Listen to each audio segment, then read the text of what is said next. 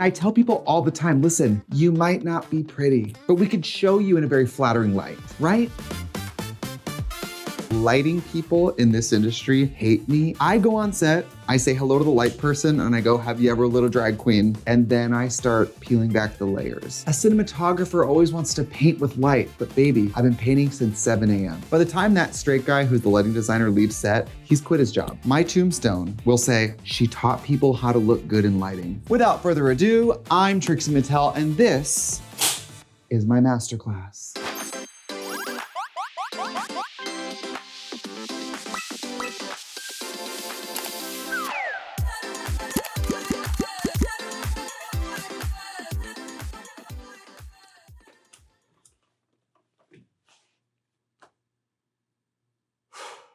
I want to take this opportunity at the start of the video to say something I never thought I would have to say on YouTube. Today, when I sat down to film my video, I did a cut crease on my right eye with a fine point pen, and I had oversight and forgot to fill in the left eye. So in today's video, you might notice this eye is a little more defined than this eye. In this moment of oversight, I didn't really think about how it would affect the queer community and the YouTube creator community as a whole. I just want to take this opportunity to apologize and hope that you'll give me the space to grow and move forward and come from a place of love. So again, thank you so much for your support and your grace in this difficult time. And let's see the video.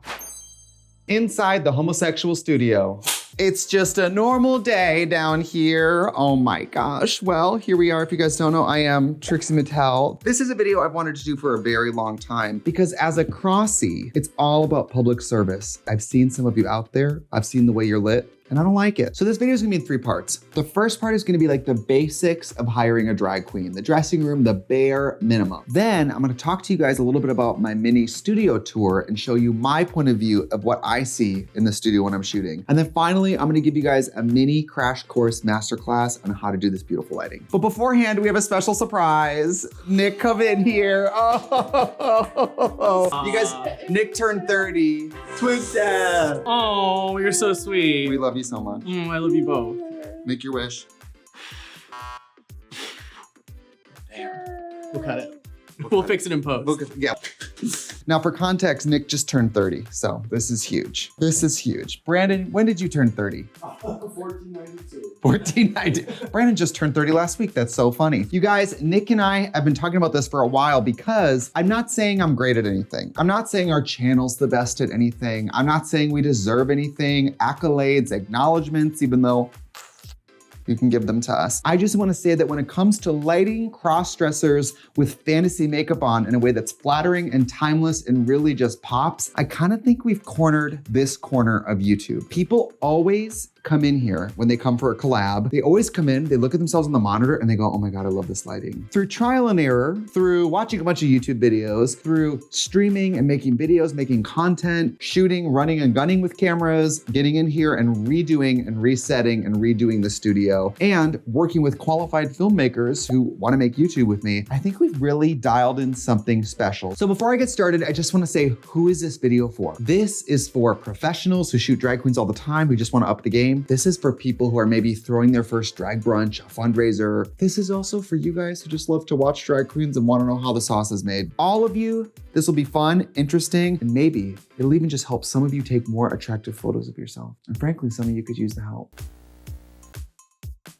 Hi, today's video is sponsored by our friends at Rocket Money. Let me tell you, I come from an industry where everyone is paid cash. No one has a bank account. Everything's wild and Wild West. And so me growing up the way I grew up and then entering this career, my literacy with what am I doing with money, what's happening to it, why does it feel like there's a hole in my wallet and the money's always flying out of it? This was something that plagued me so much when I was younger, especially. And I had this approach to money, which was if I don't think about it and don't look at it, I don't have to stress out about it. Which I'm gonna tell you, financially is not a great strategy. A slightly better approach to paying attention to what's going on with your money is Rocket Money. There are a million ways to fall into the trap of not knowing what is going on with your money. You know what happens to me? When I'm on a television show sometimes, I'll sign up for that streaming network so I can watch myself on TV, and then Months later, I'm like, oh, I've been paying for that channel that I've never watched. A lot of times canceling something is way too overcomplicated. Rocket Money will be like, what is this monthly recurring expense? Do you know about this? And you go, no, I don't, which is so much easier than my old approach, which is sitting and crying about it. Rocket Money offers you a singular view of your finances. So for me, I see my little mortgage, how much I spend a month on my car payment. I see how much my health insurance is. Instead of you having to sit there and go through everything you've ever done with your money and be like a forensic scientist and place everything. I also love that there's real-time alerts and notifications to notify you against something like overdrafts. One time, my sophomore year of college, it was when I first moved into an apartment out of the dorms, I overdrafted hundreds of dollars without realizing. But I love Rocket Money because you can get a little alert. It's just a way to protect yourself and remind yourself that you have goals and there's maybe some new money things you're trying to implement. Go to rocketmoney.com/Trixie Mattel to get started for free. You can use the link below or the QR code. Unlock even more features when you sign up for premium. I've had the premium version for years and I love it because it just helps me know what's going on. Let's get back to that beautifully lit video.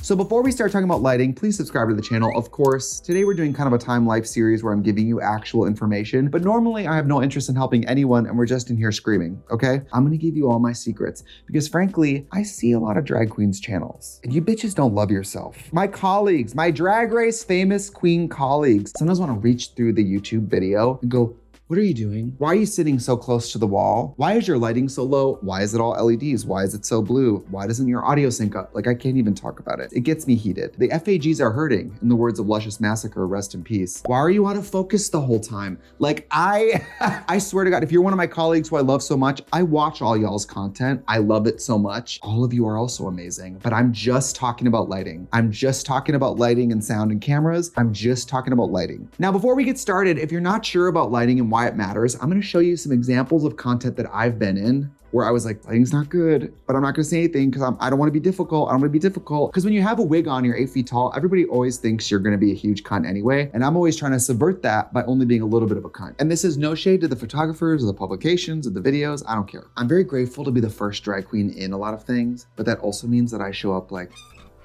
ready to fight someone with the lighting. It's true. Certain shows, like what have I been on? After Midnight, that was incredible lighting. It was beautiful. It was front, it was warm, it was gorgeous. When I was on American Horror Story, that was a spotlight, so that was very drag appropriate. When I did, and this is, I don't wanna be ungrateful, and we are on YouTube, and I don't wanna be shot in the eye, but if you guys go watch my interview when I was on the cover of the Hollywood Reporter, and that was after I really like helped with the lighting. I did this photo shoot once for a magazine, I think it was Out magazine, and I remember I was standing a real window to my right, a real daylight window. And the photographer was in front of me, crouching, up shooting. And I was like trembling.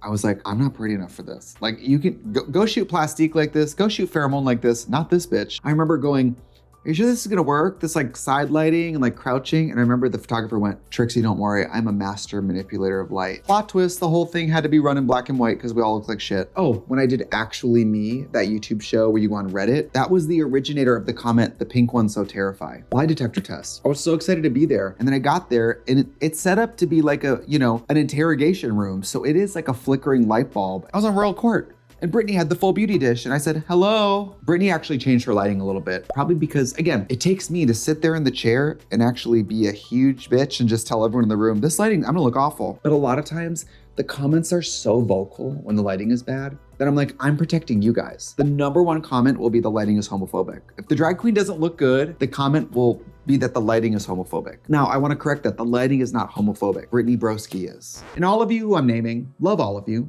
I'll shoot with you again. It's okay that we admit that the lighting wasn't good. It's okay. And think of it this way. Almost none of you were ever gonna interview me again anyway. Anyway, there's plenty of examples. And what's some great drag lighting? Obviously Drag Race. RuPaul's lighting. I mean, she's like 2 floating nostrils and a bobby pin. Like it's all so incredibly blown out. Queen of the Universe. I picked up some lighting tips when I was on that. That was the first time I've been on something where there was a judges panel with a long rod of gold LEDs for like your upfill. And I was like, oh, I definitely stole that. We've been doing that ever since I did Queen of the Universe. You guys, even when I go do Bald and the Beautiful, when I'm on stage, if it's a spotlight that's far away and right at us, we look so good. Some of these venues, if they don't have a spotlight and it's an overhead wash, Katya and I are like, well, it's the Crypt Keeper and the Lovely Bones sauntering across the stage today. And by the way, too, any of the queens on the YouTube that do have good lighting, maybe they came to the studio. Maybe they took some pictures of my setup. Maybe their videos look like mine. Again, I don't own good lighting, but I'm happy to propagate and spread it forward because I want us all to look great. If you're a budget gal on a budget drag with a budget YouTube channel, we still can use some of the concepts in this video to make your video look great.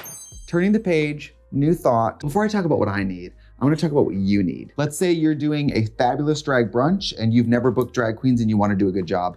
This is your section. So let's say you booked the Dragoon. You have to imagine, we're 8 feet tall, we're hot, we're bound to hell like a mummy, we're uncomfortable. We need a few things, right? Sort of like if you're gonna impulse get a goldfish at the fair, you're gonna go home and have to put that goldfish in a piece of Tupperware until you get a tank. I don't like that. I like the idea of getting a fish tank and then getting fish. Do you understand what I'm saying? It's sort of like when you go to someone's house for a party and they don't have any snacks. I'm like, well, then you're not ready for guests, but don't even get me started. That's a different video. First thing, and you guys know, you fucking know, if any of you watch Bald and Beautiful, you fucking know what I'm about to say. Air conditioning. You guys can't see, I'm sitting directly under this vent. If you can't get the air at least 10 degrees cooler than it is outside, let's say, I want you to bring in the AV tower like in 6th grade. I want you to show a movie because you're not having a drag show today. In the words of Delta Work, why are you wearing white at your wedding if you're a whore? Air conditioning is first. I'm not saying it has to be perfect. I'm not even saying it has to be central air. The power of a window unit, you guys, today, just a few blocks from this studio. Ooh, I'm getting heated. I feel like I've been training my whole life for this. I feel like David Attenborough and you guys just asked me about how mosquitoes fuck or something. Okay, look at this. I was on a walk today. Look at this, you guys. I saw a pink building, air unit with an air conditioning unit with a sign that said trans joy. I was like, I'm going in there. We need some mirrors because these beautiful gals gotta be able to see themselves. How are we supposed to know if we're giving if the mirror isn't gonna show us what we're giving so we can give it to those who need to be given to? Do you see what I'm saying? We also need lighting. I'm not saying a flickering overhead bulb. I'm saying a front blast. I mean, preferably we have a mirror on the wall with bulbs with a front blast. That's the preferred situation. Consumables. If this is a drag show, obviously we gotta have just some water. Y'all don't know. When you come back from doing your 18-minute mega mix and you walk in the dressing room and the audience hears you lip syncing to a woman's voice, when you walk in the dressing room and you're dying, and there's nothing to drink, there's no water, there's no nothing, it's a struggle. If you're a drag queen, it's summer and you show up to a show where there's nothing available for you to drink backstage, how are you supposed to do your best show? Now, if we're really talking about it, what we really need is 6 to 8 handles of tequila, but that's kind of pie in the sky. Now I'm gonna tell you guys, I have been in every backrooms. I have been in every backstage situation. I was on tour doing my show, ages 3 and up in the UK, and I got ready in a mop closet with a wet floor. I mean, this stuff still happens to me. 2 years ago on The Bald and the Beautiful, you guys have probably seen that clip. I asked for air conditioning and they just put 2 desk fans on the table. Desk fans.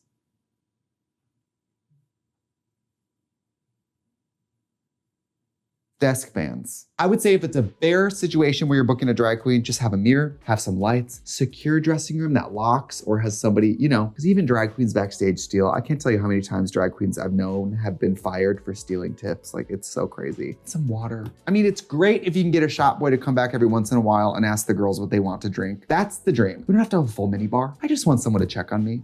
And let me tell you, there is no more sacred bond between a cast of drag queens and the go-go in underwear who comes back with a tray to see what you want. I would take a bullet for those people. Do you understand? That's our lifeblood. That's our connection to the outside world. It's, you know what it is? It's the Hunger Games. It's the parachute that comes down. Like, that's the homosexual with the drink tray. I'm like, oh.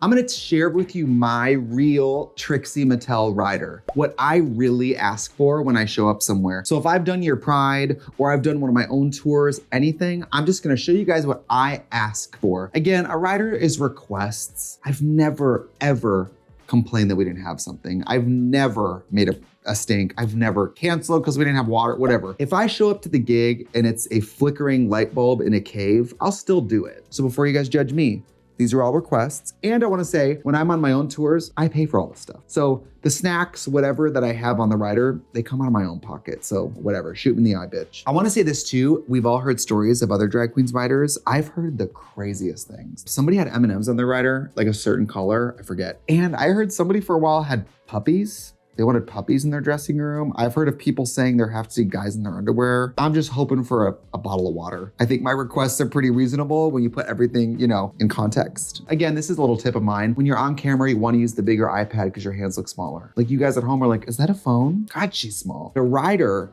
is when someone's bucking you and you want to be on top. No, it's not that. What it really is let's say you book an artist, they're gonna come and be in your dressing room, in your theater. This is the stuff they might ask for. It could be hand towels. It could be, I've seen people request makeup wipes. I've seen people request different types of food. People have dietary restrictions. Some people have preferences to soda pop, alcohol, bottles of water, what type of water. I've seen everything. And if you guys know anybody who works in a venue, put it in the comments. I love hearing like, oh, did you know Dolly Parton asked for a rifle? I don't know, just something. This is a copy of my rider. You guys have to imagine, a lot of times I'm sending DJ information to places that only book drag queens, or I'm sending drag information to places that only book DJs. So my rider's a little crazier because it has all the technology stuff and it has some of the stuff they might not know I need, because I'm gonna tell you, all the other DJs I work with that are not in drag, they just need a pair of gym shorts and a beer. Like nobody has any real needs. So you have to ask for this stuff because you might genuinely show up and not have any of it. Technical rider booth setup.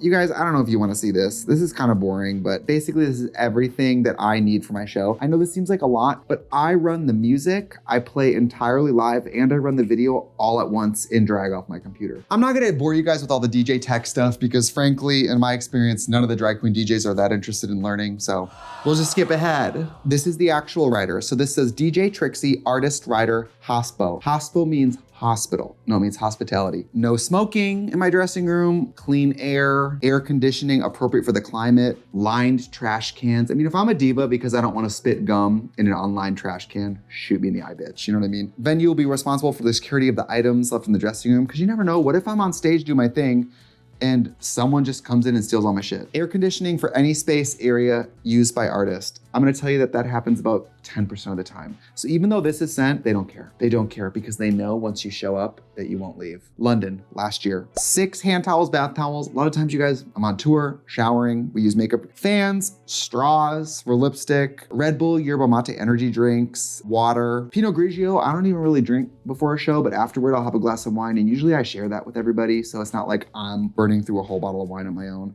I love a veggie tray. I love a veggie tray, like a little hummus dip with like broccoli. You guys, Katya's rider is like 18 chocolate chip cookies. Like hers, she can eat like that, I can't. So I have to get the bird food in my dressing room because I know I'm gonna snack, so it's all about harm reduction. It's like my needle exchange. I mean, this is like stuff. It's just things to drink and eat. It's not crazy. If I show up and there's a Red Bull, a bottle of water, and a veggie tray, I'm like thrilled. We've never made a stink. We've never been like, where's my, that never happens. So, and again, most of the time, this comes out of my own budget. Now that we've talked about rider, we have to talk about lighting. This is not just for drag queens. A lot of these rules, particularly for like video for like mature women, really any of us, especially when shooting people with a lot of makeup on. I'm gonna tell you guys, in film school, according to Nick and everyone else, they mainly teach something that's like a 3-point lighting, which is like something designed to give contrast, to show off the curves and the angles of the face, to give dynamics. But in drag, we paint all of that on. So really what you want is to erase the contours of the face, which normally, like if you're on the news or something, that ends up having people just round faces looking kind of pancakey. But in the real drag world, we really want no contours of the face, no wire hangers ever. So first I'm gonna turn the camera around. I'm gonna show you guys what I see if you were sitting right here in this chair right now. And I'm gonna give you a bit of a studio tour. So this is my little DJI. You guys can see I use my label maker all over it because so many people have this camera and I don't want my shit to get stolen. So I'm just gonna put it this way, you guys. So over to my left, you see Nick. It looks a little crazy over there. It's not a clean corner. It's not a clean corner. That's our video village. So that's my old TV from like when I lived here full time. So, you know, kind of different when there's not porn. It is kind of porn in a way. This is what I see when I'm sitting here. So I see my ring light, my keynotes, top and bottom. I have my LED fills on either side of this, my little microphone up here. Oh, there's a little overhead camera. So this is how we would normally shoot our overhead if we're doing like a craft video or something. And then also a hair light behind me that shines on my hair. And normally if we're doing like a different type of video, we'll also have LEDs splashing on the background. Like you can see there's one there. And that's how you get that look of the subject kind of popping off, you know, the thing. This is actually a better shot of it. So again, I probably don't look very good from this angle. Maybe I do. But the way I explain this lighting to people is, and that's Tom.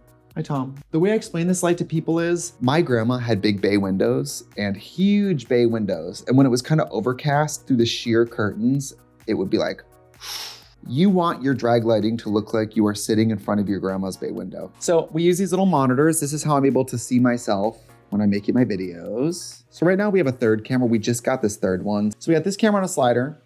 Tom came with the camera. And then that's our camera A, that's our camera B. Right now we use a mix of like Sony FX30s and FX3s, I guess.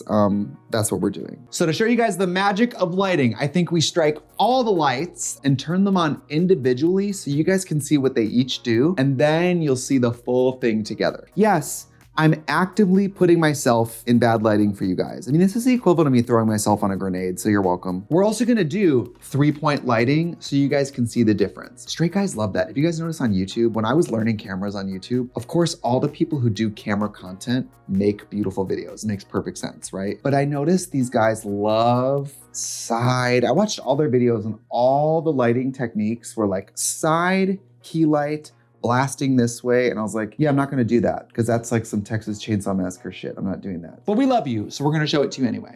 So you guys, this is what they try to do to me. This is what they try to do to me. So this is a 3-point lighting setup. So this is like, if you worked on a local news piece and you were trying to light someone for an interview, or let's say you're following a deposition where you're gonna talk to the lawyer about how it went. It feels more serious. It feels docu. It feels serious. It feels real. It feels alive. It feels like deep. It has some depth to it. This is very Barbara Walters. We got our one light here. We got a little bit of fill here. And we got a little bit of fill back there. But this is like a very simple setup. When I did the Rocky Horror documentary, Strange Journey last year, they used lighting kind of like this. And I wasn't in drag. So I love the way this lighting looks on me out of drag. Like, do you guys see the vibe? This would be me. Like the interview would be over there and I'd be like, he just seemed like a normal guy. We had no way of knowing what was to come. Do you guys see it has so much drama? Or something, I'm from Wisconsin, it's very like, he just was so good with kids. We never thought to look in his freezer. You know what I mean? So you guys, this lighting is not here to minimize texture. It's actually here to feature the topographical map of a face. It's gonna show lines, it's gonna show a wig glued on.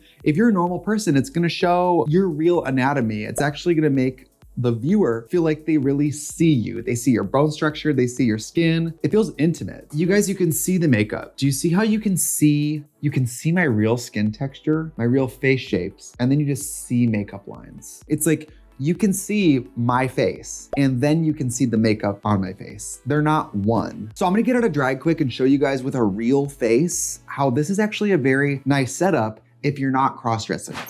Okay. Do you see now me out of drag? Do you see how the light wraps around? Do you see how it shows off the real angles of the face? Like it shows the jaw, it casts some shapes around the eyes without completely erasing the eyes. Like it shows skin texture, it just feels more real. Like I feel like I'm in some kind of Netflix documentary about like, I don't know, Drag Race or something. Like I feel like this is documentary lighting. What's easier about filming like this, I will say, is the light is here and not here. So it's not as like, oh my God, the chair almost flipped over. What would you guys have done?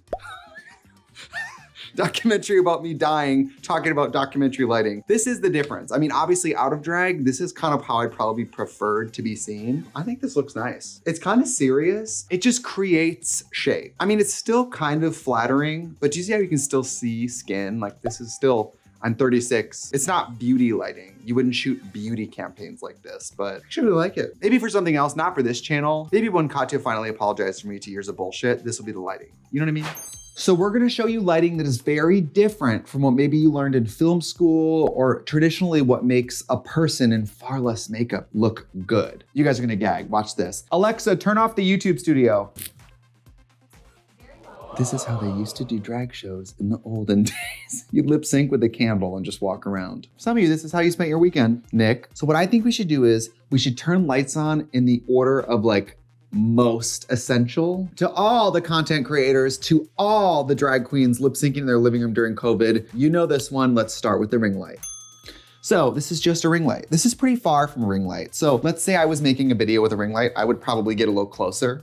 Like, I'm incredibly gorgeous, and so this isn't that bad. It's not 2-point-something million YouTube subscribers, nice lights. Like it's fine. I'll make a TikTok like this at a club. So now you're probably wondering, then why do we even use it? Because we got 18 other very expensive lights here. What I like about the ring light is that when I'm talking to you guys, you can probably see, you get the circle of the ring light in my eyes. That's literally at this point, the only reason I use it. I always keep the ring light basically to light up my pupils. A little bit of light in the eyes expresses like a soul. Like you'll notice in old movies, you'll notice in new movies, when there's tight shots, when there's like a romantic scene, you will get that glow in the eye. This is if you just had a ring light. This is a cheap ring light. This is like a $30 ring light or less. I've had it for years. It has a little phone stand on it. This feels found footage. Doesn't it feel like a Blair Witch vibe? And some of you famous drag queens, this is what your fucking lighting looks like. Can we crack a window? So let's turn on my key light, which right now I'm using a Kino 4-bank light.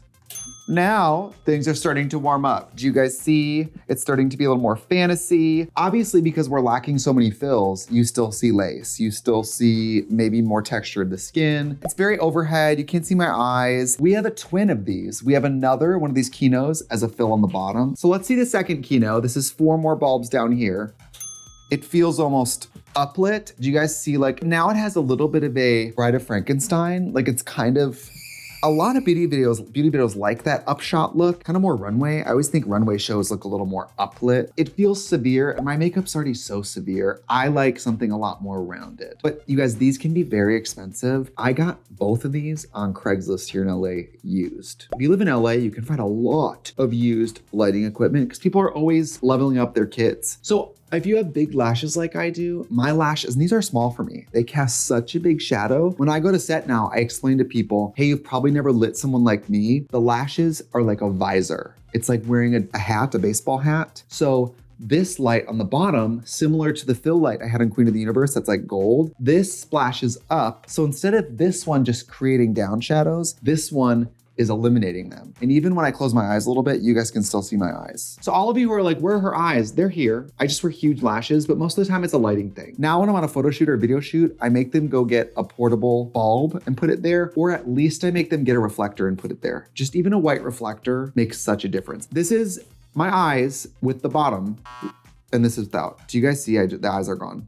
This lighting to me is getting better. This is one of my favorite parts of lighting. And I used to do this before with much smaller lights. They were about this big. And now the lights that I have here that I showed you guys earlier are like huge. They're like the doors of refrigerators, right? So these are my fill lights that are gonna fill in and round out the whole sides of my face. So let's see what those look like right now.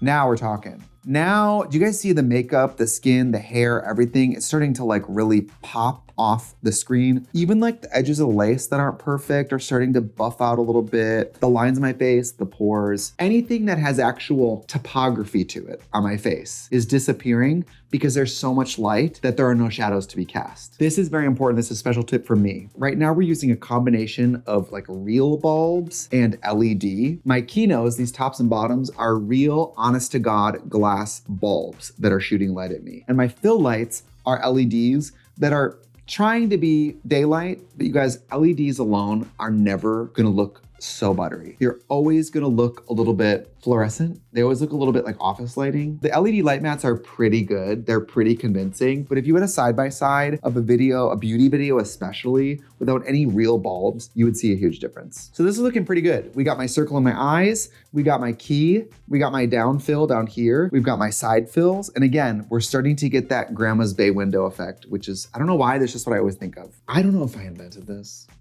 I don't think I did. But I purposely bought these Kinos, and then I purposely originally bought 2 more half size because my dream was to have the camera in the middle and a big gauzed out square of light around it, like a big window. That's just what I always thought would look best for beauty. And then over time, I noticed getting the bigger light mats and treating me more like a 3D thing, moving them actually to the side is very beautifying. But Nick did this. Nick did this. When I was shooting here by myself, you guys, I had 1 beauty dish, 1 ring light, and 2 little LED fills. So if you guys go watch my earliest videos, maybe 2020, they're not bad. They're just not this. But it was like a start. And when you guys are building your own sets and stuff, you're not gonna have everything perfect because even if you get the best equipment out of the gate, you're not gonna know how to use it. So you just gotta do it. Or don't do it. There's too many crossies online already. So we gotta light my hair. I am bald, so out of drag, I don't always love this trick, but in drag, I really do love it. So I have a light up here. This is a Diva light. So it's real bulbs. It's a lot smaller, but this is what I'll use to splash down on my hair. Let's see it. Did you guys see how the hair glows a little bit more? It fills in over the shoulders. It rounds out a little bit the back even. It also helps separate me from the background, which honestly, I never use black paper. I did it because it's more dramatic. I wanted you guys to see it, but I don't like black paper. You notice I never use black paper. If we're talking about popping the subject off the background, my favorite trick for that is lighting the background separately. So we have this little LED. This is one of my oldest lights. It's broken in 10 ways. It's not a great light, but until it actually dies, I'm gonna keep using it. So let's pop this one on. Oh yeah, I mean, you guys, on black paper, it kind of eats light. If we want one of the pink papers or something, it creates a gradient. It creates a point for me to bounce from. I just always felt, you guys, when I used to shoot, I like to watch from home during COVID. I used to put LEDs behind my couch just to light the wall behind me even. Something like this, you can really use a cheap light. Like this is really a light that is not worth spending money on. There's been times where I've just taken like a floor lamp and put it on the ground. So we're gonna add some more lights on the background just so you can see the difference. So these are just a couple extra lights. You guys can see on black paper, it just really eats it. But if we were on like a lighter paper, you guys, you could like, for example, you could take all three of these and put them on the floor and you would get a lot more light to dark gradient. Or conversely, you could rig all these lights on the top so you're getting a light to dark on the way down. I actually like the black paper more when there's more lights on it. Well, I taught you everything there is to know about lighting. Now, the thing about YouTube and lighting is if you ask me in 6 months, a year, we could be doing a different thing. We could be adding new things. We just added this camera. We love toys, we love tech, we love gadgets. This look, the like bay window look, the ring light, a lot of this stuff has been here from the beginning and probably won't ever go anywhere. So if you book drag queens, if you're a drag queen, if you're a YouTuber, you have this. What if this is a video that you sent to people before they shoot you in drag so that they have no excuse when you show up that you don't look incredible? And now that this video is out in the world, if you look bad in drag on camera, it's someone's fault. It's someone's fault. I feel like I'm Colonel Sanders, like sharing my chicken recipe right now. Like this is pretty serious, okay? The rest of you cross-dressers on YouTube, you're welcome, we're welcome. If I see you tap dancing in a blonde wig, we're gonna have a problem, but I hope you all adapt some of this. This lighting is pricey. Some of this stuff is pricey, but the basic concepts of it, you guys, if all you implement is one or two of these things, your videos will look better. All right, goodbye.